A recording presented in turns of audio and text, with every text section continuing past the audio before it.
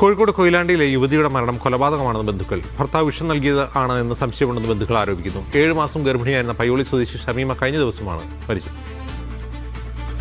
Sameer C Muhammad വിവരങ്ങളുമായി. സമീർ, എന്താണ് case?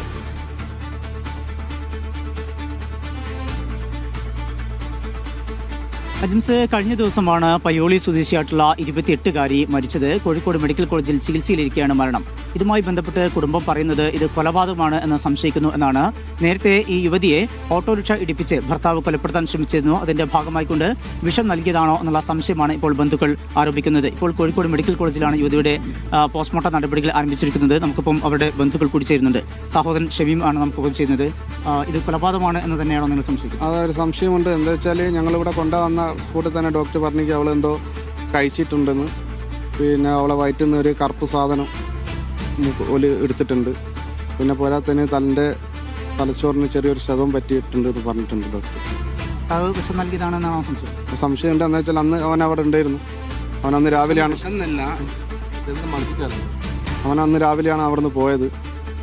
മുമ്പും അക്രമം ഉണ്ടായിട്ടുണ്ട്. അതെ, ഇതിൻ്റെ ഒരു 1.5 കൊല്ലം മുന്നേ ഇവളെ ഇടിച്ച് കൊല്ലാൻ നോക്കിയിട്ടുണ്ട് വണ്ടി കൊണ്ട്. അവളെ കൈക്കും കാലിനും സ്ക്രാച്ച് ഉണ്ട്. അത് അവളെ കുഞ്ഞിൻ്റെ മുന്നിൽ വെച്ചാണ് അവൻ ചെയ്തത്. പലതവണ ഭർത്താവ് അവരെ മർദ്ദിച്ചിരുന്നു എന്നാണ് പറയുന്നത്. അതുമായി ബന്ധപ്പെട്ട് ചില ഓഡിയോ സന്ദേശങ്ങൾ കൂടി ബന്ധുക്കൾക്ക് ലഭിച്ചിട്ടുണ്ട്. അതെ, ഇവളെ ബെസ്റ്റ് ഫ്രണ്ട് ഇവിടെ അയച്ച വോയിസ് നമ്മളെ കൈമേലുണ്ട്. അതായത് എന്നെ നിരന്തരം അടിക്കലുണ്ട്, എനിക്ക് വേറെ പോകാൻ വയ്യില്ല, സച്ച് നിൽക്കുക എന്നൊക്കെ പറഞ്ഞാൽ ഇവിടെ അയച്ച വോയിസ് ഇവിടെ ഫ്രണ്ട് കൈമേലുണ്ട്.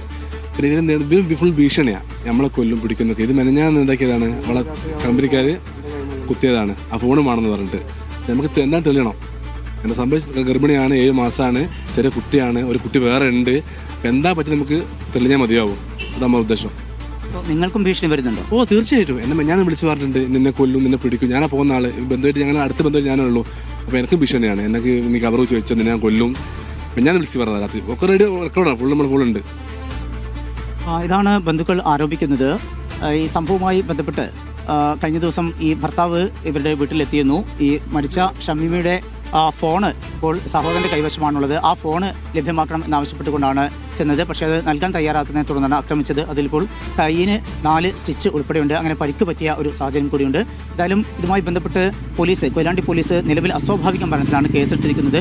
ഈ സംഭവത്തിൽ വിശദമായിട്ടുള്ള അന്വേഷണം വേണമെന്നും ഈ പ്രതിക്കെതിരെ, അതായത് ഈ ഭർത്താവിനെതിരെ നടപടി വേണമെന്നുമാണ് ബന്ധുക്കൾ ആവശ്യപ്പെടുന്നത്.